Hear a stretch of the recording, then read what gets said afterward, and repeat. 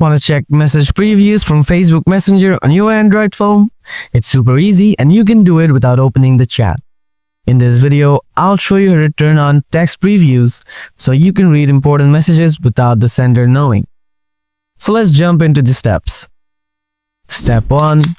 Enable notification previews. Ensure that Messenger notifications are enabled. Go to your phone settings.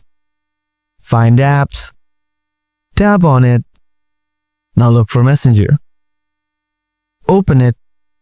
Here, select notifications. Enable the options here. And if you have an option like notification categories, open it.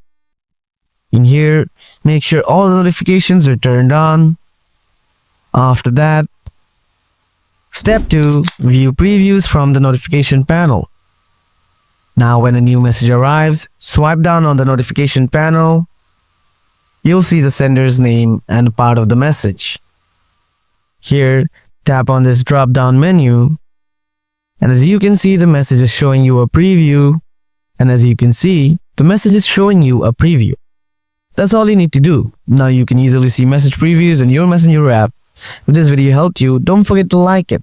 And if you have any questions about Messenger, just drop them in the comments, and I'll do my best to help.